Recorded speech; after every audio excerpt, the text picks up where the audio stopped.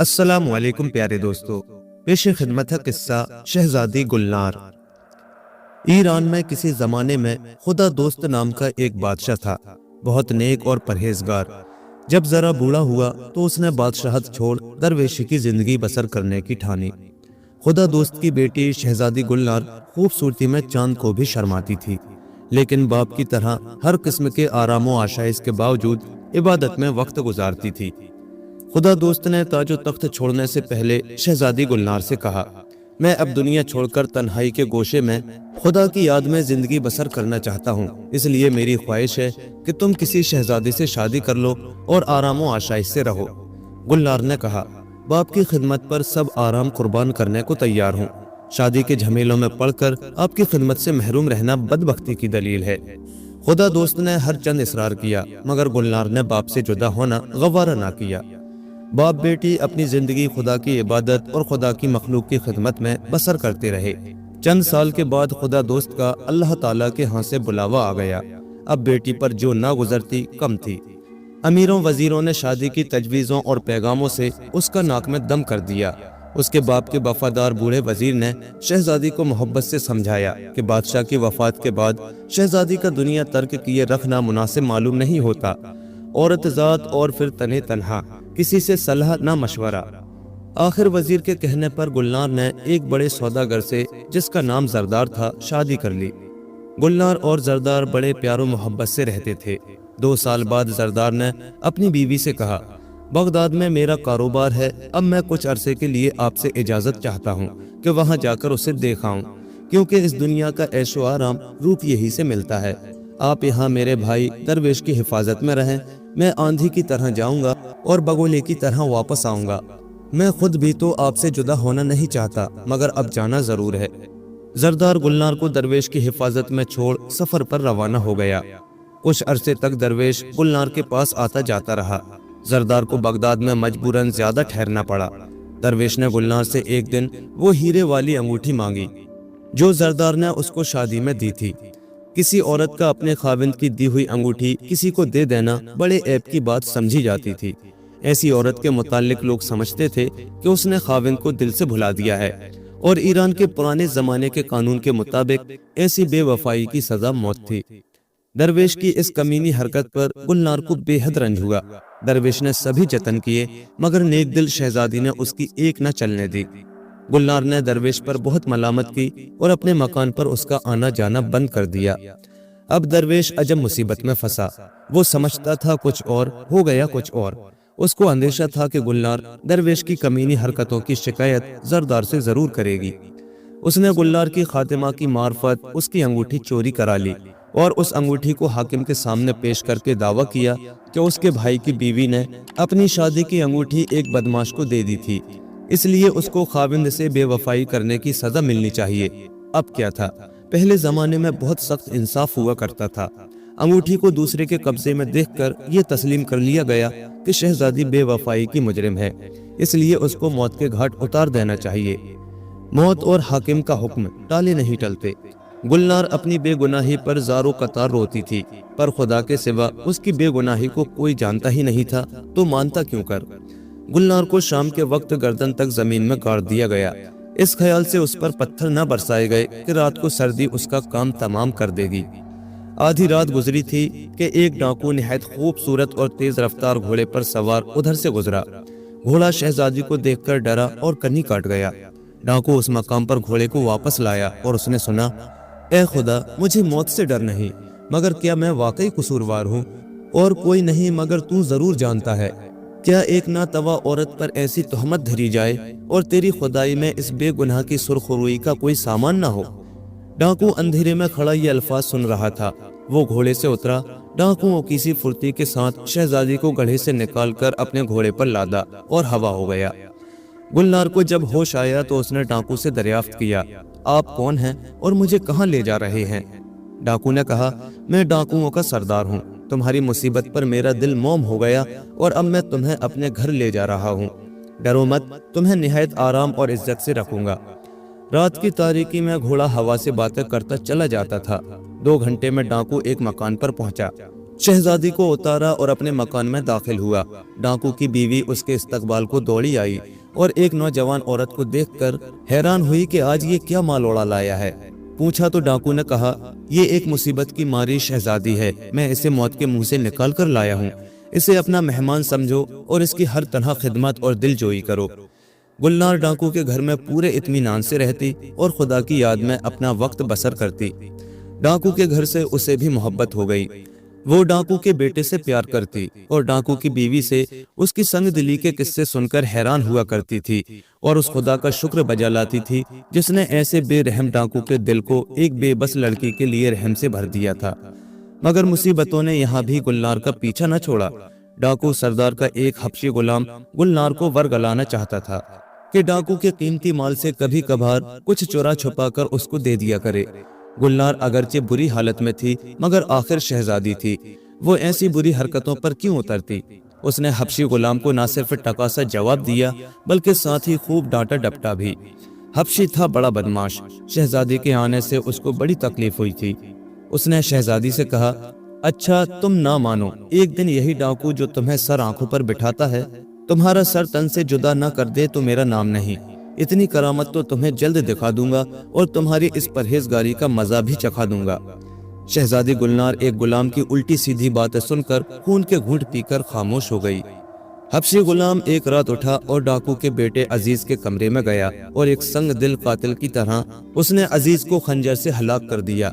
खून से लुथड़ा हुआ खंजर हाथ में लिए वो दबे पांव शहजादी के कमरे में गया और वो खंजर शहजादी के तकिए के नीचे छोड़ दिया और खुद जाकर अपने कमरे में लेट गया।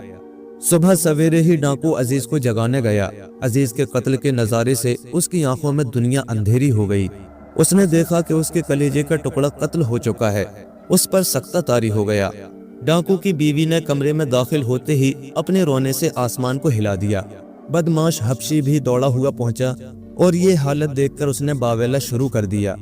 वो बहुत रोया पीटा और चीखा चिल्लाया। वो चिल्लाता था और कहता था, अगर मुझे मालूम हो जाए कि ये किसका काम है तो जब तक उससे बदला न ले लूं मुझ पर खाना पीना हराम है।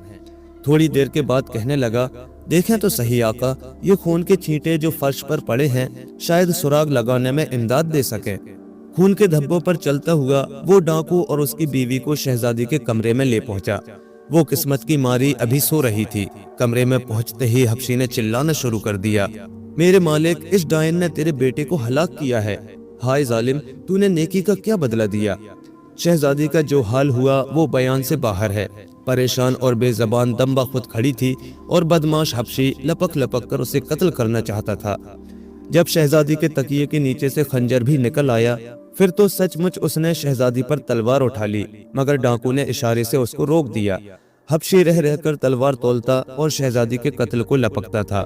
डाकू ने उसको कमरे से बाहर निकल जाने का हुक्म दे दिया।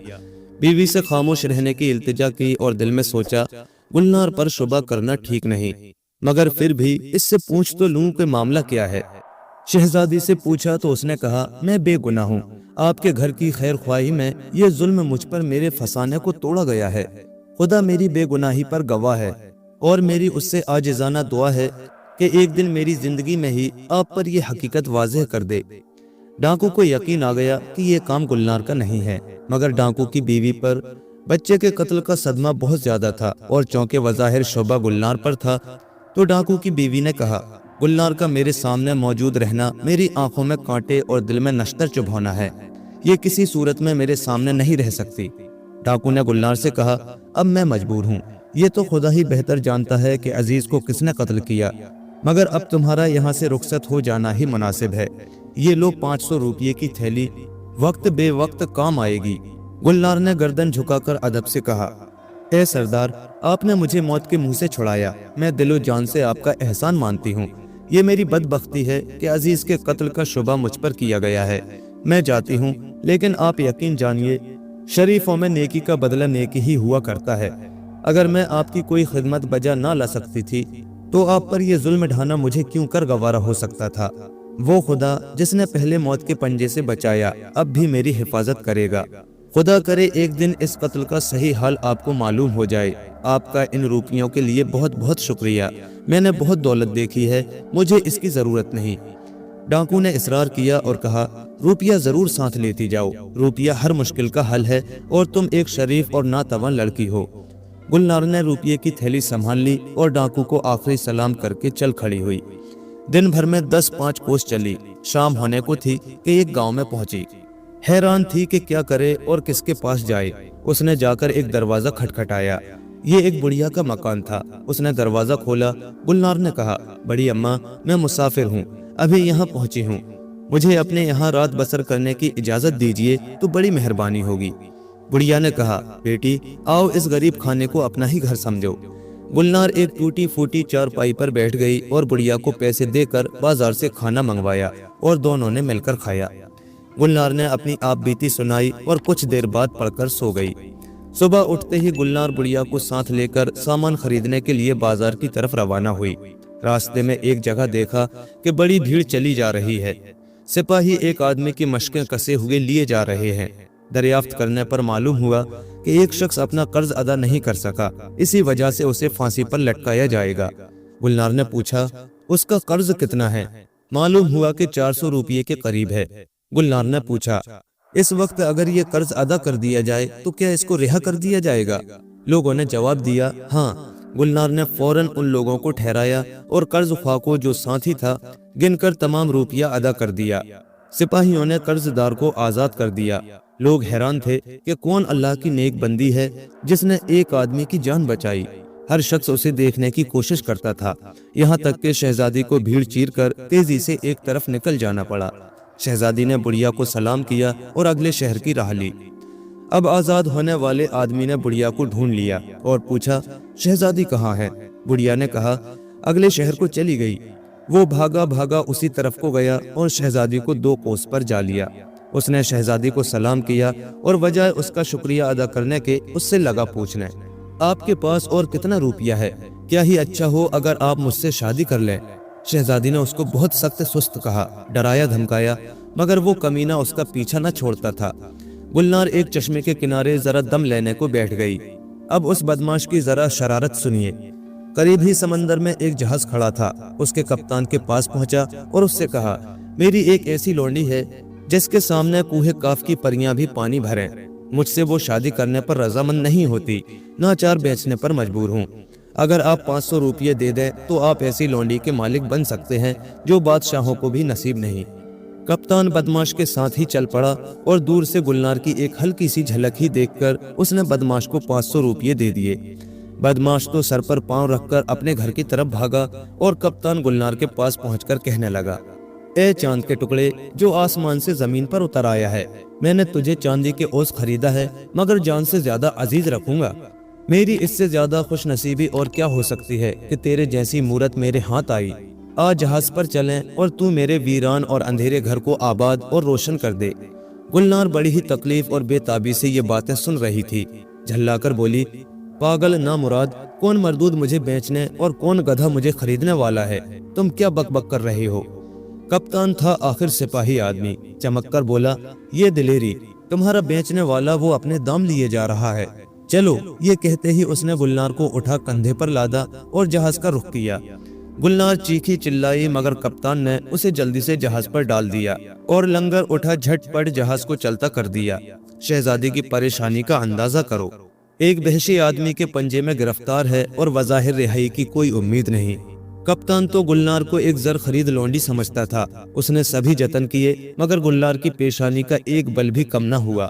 آخر کار کرنا خدا کا کیا ہوا کہ ایک دن سخت طوفان آیا اور جہاز لگا بیچ سمندر میں تھپیڑے کھانے اور مسافر لگے کلمہ پڑھ پڑھ کر خدا کو یاد کرنے۔ طوفان برابر بڑھتا ہی گیا، یہاں تک کہ جہاز غرق ہو گیا اور سب مسافر بھی ڈوب گئے، مگر شہزادی اور کپتان علیحدہ علیحدہ تختوں پر سوار بہے چلے جاتے تھے۔ شہزادی تو 2-4 گھنٹے کی مصیبت کے بعد ایک مقام پر کنارے پر جا لگی اور کپتان بہتے بہتے اس مقام سے دور کسی دوسرے شہر میں جا پہنچا۔ گلنار جس جزیرے کے کنارے پہنچی اس کا نام لطیف آباد تھا۔ وہاں زیادہ آبادی عورتوں کی تھی اور ملک کا سارا انتظام عورتوں ہی کے پاس تھا۔ جس دن گلنار ٹوٹے پھوٹے تختوں پر ساحل کے قریب بہی جا رہی تھی، اس دن بہت سی عورتیں ایک تہوار منانے سمندر کے کنارے جمع تھیں۔ ان میں سے چند ملکہ کے حکم سے گلنار کو اپنی کشتی میں کنارے تک لے آئی۔ بہت سی عورتیں گلنار کے ارد گرد جمع ہو گئیں اور لگیں طرح طرح کے سوالات پوچھنے۔ ملکہ نے سب کو منع کر دیا، گلنار کو کھلایا پلایا اور اچھے اچھے کپڑے پہنوائے۔ جب اس کی طبیعت بحال ہوئی تو کہا، اچھی بیٹی اب تم اپنی داستان سناؤ۔ شہزادی گلنار نے اپنی غم بھری آپ بیتی شروع سے آخر تک سنائی۔ ملکہ نہایت متاثر ہوئی، شہزادی کو پیار کیا اور کہا، اچھی بیٹی مردوں کی مجلس اس لائق نہ تھی کہ تم اس کی زینت بنتی، اچھا ہوا تم یہاں آ گئیں، اطمینان سے رہو۔ اس ملک میں عورتوں کی بادشاہت ہے، یہاں تم کو ناپکار مرد ستا نہیں سکیں گے۔ گلنار اس جزیرے میں آرام کے ساتھ رہنے لگی، عبادت کے سوا اسے کوئی کام نہ تھا۔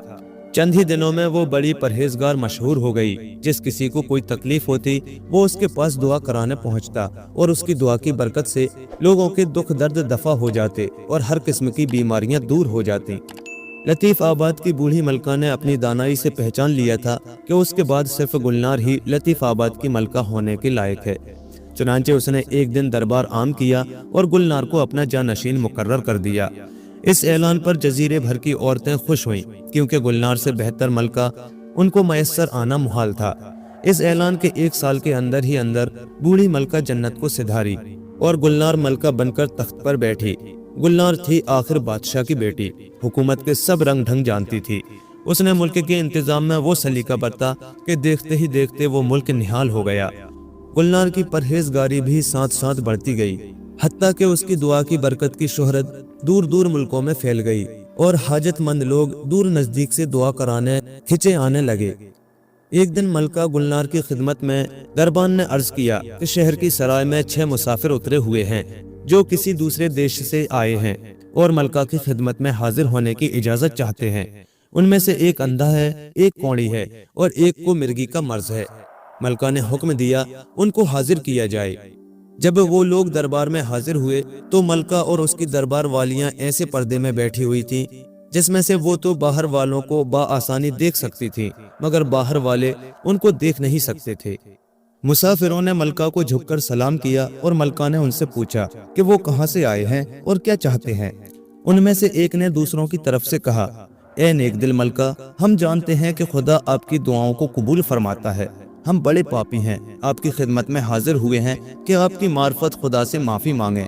ملکہ نے کہا، میں یہ معمہ نہیں سمجھتی، تم میں سے ہر ایک پہلے اپنے گناہوں کا اقرار کرے، اس طرح کہ اس میں ذرہ برابر جھوٹ کی ملاوٹ نہ ہو، پھر کوئی دوسری بات کروں گی۔ ایک نے بڑھ کر عرض کیا، ملکہ کا حکم سر آنکھوں پر، میں اپنی حالت عرض کرتا ہوں۔ میں ایک سوداگر ہوں، میری شادی کئی سال گزرے ایک ایسی خوبصورت شہزادی سے ہوئی جس کے سامنے پریاں بھی مات تھیں اور اللہ نے خوبصورتی کے ساتھ نیکی کا بھی اس کو بہت حصہ دیا تھا۔ مجھے کاروبار کی ضرورت سے اپنے وطن سے باہر جانا پڑا اور میں اس کو اپنے بھائی کی حفاظت میں چھوڑ گیا۔ واپسی پر بھائی نے مجھے بتایا کہ وہ شہزادی میری طرف سے پھر گئی تھی اور ملک کے قانون کے مطابق اسے زندہ گاڑ دیا گیا تھا۔ ہمارے لیے یہ بڑی بے عزتی کی بات تھی اور میرا بھائی اس رنج میں اس قدر رویا کہ اس کی آنکھیں جاتی رہیں۔ آپ دعا فرمائیں کہ میرے اس بھائی کو کھوئی ہوئی بینائی واپس مل جائے۔ ملکہ نے سوداگر کو پردے کے اندر سے دیکھ لیا اور پہچان لیا، مگر سوداگر کو کچھ علم نہ تھا کہ یہ ملکہ کون ہے۔ ملکہ نے پوچھا، کیا یہ سچ ہے کہ وہ شہزادی جسے زندہ گاڑ دیا گیا تھا تمہاری وفادار نہ تھی؟ تمہارا دل کیا گواہی دیتا ہے؟ سوداگر نے جواب دیا، ملکہ، جب میں اس کی خوبیوں اور محبت کو یاد کرتا ہوں تو اس الزام کو مان لینے سے دل انکار کرتا ہے، مگر کہنے والا بھائی ہے جو اس کے پاس موجود تھا، اس پر اعتبار نہ کرنا مشکل نظر آتا ہے۔ خدا ہی بہتر جانتا ہے کہ حقیقت کیا تھی، میرا دل ماننے کو تو نہیں چاہتا۔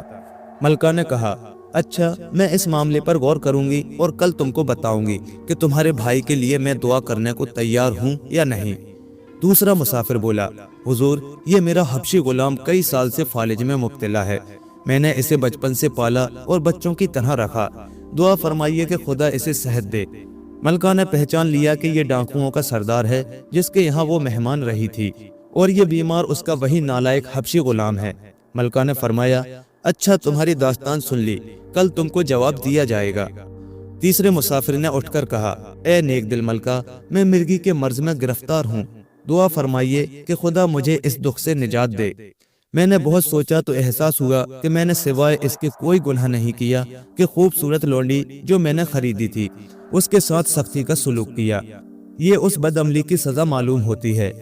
चौथा झट बोल उठा, भाई एक नेक दिल और आजाद औरत को झूठ मूठ में लौंडी कहकर तुम्हारे हाथ बेच देने की सजा मुझको दर्द गर्दा की सूरत में मिल रही है।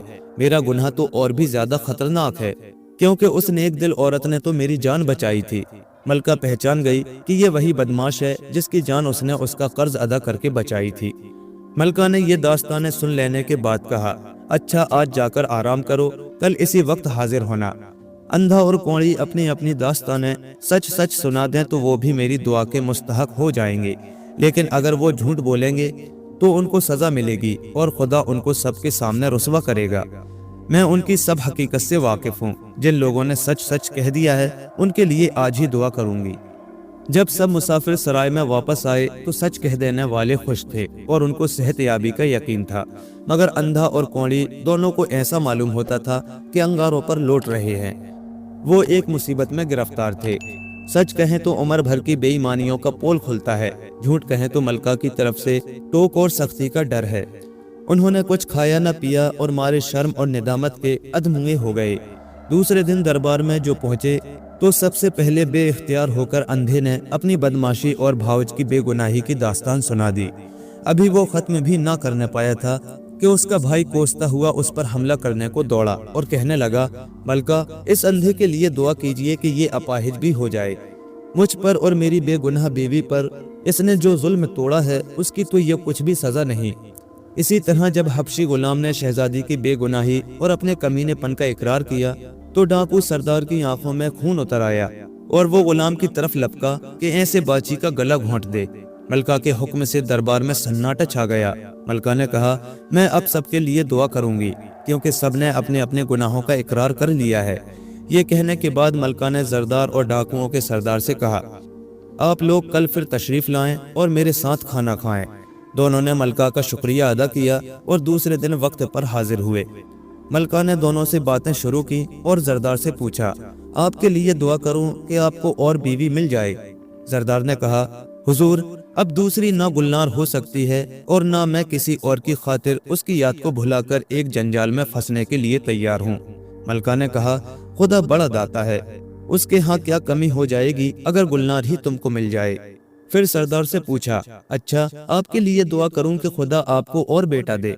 सरदार ने अर्ज किया, बेटा तो खुदा के फजल और आपकी दुआ से मुझको मिल भी चुका है। मेरी इंतहाई ख्वाहिश है कि मैं उस शहजादी की दोबारा जियारत कर लूं ताकि उससे अपनी गलती की माफी मांग लूं। मलका ने कहा, बेहतर है, तो फिर दोनों के लिए दुआ करूं। शहजादी ने हाथ उठाकर कहा, ए खुदा जो सब ताकतों का मालिक और इंसान का आखिरी सहारा है, वो बिछड़े हुओं को मिलाने वाला, खोए हुओं का सामने लाने वाला और दर्द भरी सदाओं का सुनने वाला है।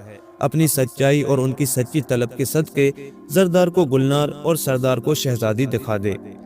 जरदार और सरदार अभी आमीन भी ना कहने पाए थे कि मलका ने दरमियान से पर्दा हटा दिया और उसके हटते ही उन दोनों आदमियों की नजरों में खुदा की खुदाई ही कुछ और हो गई।